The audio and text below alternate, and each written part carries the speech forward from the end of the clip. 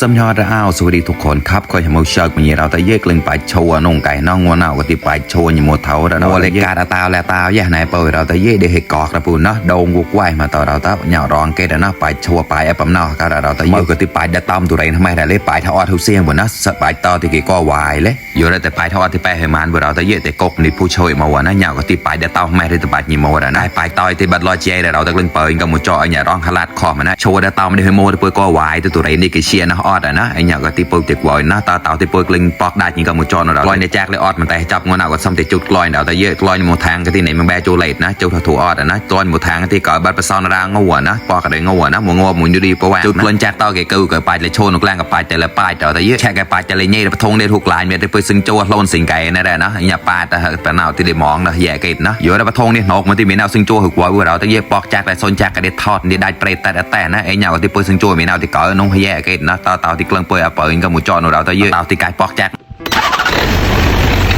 ปวยไปเตียงกลางกว่าเป็นนับปวยแต่ปอกแบบ่าวเราแต่เยอะไอ้เนี่ยร้องก็ได้สาวแจกนะเนี่ยได้แตดมันเต็งเกล้าแล้วก็หมูเกล้านั่นในมาปวกลำซอนจูนน้ำแล้วก็หมูน้ำในบางแบสปริงเกอร์นะไอ้เนี่ยที่เราได้โตเกยนะกอมาต่อโถต่อออดนะต่อเหตุไก่ปวยจานของเราแต่เยอะไก่โฮมได้ต่อออดแต่แอร์แพร์น้องไก่นะอาดานเซิงได้กอกงี้ไก่นะจับหัวตะตีเกโกลนฉีหมูย่างไก่นะปราณจิบเชี่ยวนี่ใหญ่ได้ไก่เราแต่เยอะไอ้เนี่ยไหลบักแลออดได้คนปลายกับเมาดรองบนนะเราอีกเก็ตแม่แน่ก็ไตจอดก็ได้เราแต่เยอะไอ้เนี่ยยังเด็กก่อยเตี้ยเรานะแปรได้เราต่อแปรได้ก็ตีมูซอยในร้องก็ตีเด็กเตาแกลนะก็ตีดงเปรย์น้องขยะกันนะไปแล้วโชว์ดงติดแรงไปต่อแต่แรงมวยแล้วก็ก้นง่ายติดกติเนี่ยได้แต่ดาดนะไก่ต่อที่ปุยจานของเราแต่เยอะจับหัวอย่าตีเนี่ยพิงกลอยกับมากแล้วต่อไม่ได้ตีนะไก่ต่อที่ปุยปลายหนูนะปลายเนี่ยก็ปุยซึ่งจัวเผาแช่เราแต่เยอะปุยซึ่งจัวทำไมนี่แหละนะก่อนแล้วแต่ตีเนี่ยปลายเขาเป้าเด็กใจทำไมบนนะปลายเล็กข้อโลเลยโลมากันเราแต่เยอะหุบแซ่เหยียบบนนะเชียร์ข้อมาข้อเราแต่เฮ้ยมามาพิงกลอยเราเกยจุ้ยเก่าให้เราแต่เยอะไปหามุขแควดดีแต่เราแต่ก็กลางซอยกับมุจอนะมืดนะมองไปไหนnàoก็ได้เหตุตบกระเด้งเราต้องมีมือเชียร์ก็ตีแต่กลนเชียร์เกยนะเกดานเชียร์ได้ชอนแช่ก็ตีได้เอาวนมาอย่างนี้นะเนี่ยไก่ต่ออย่าตีโยกก็ได้เราแต่เยอะก่อนมุขแควดแต่ตีป้าดงเปรย์ก็ได้ไก่ต่ออย่าตีเปิดแพ็กน้ำเจมน้องเราเนี่ยnàoที่เกยเหตุตายสวักเอา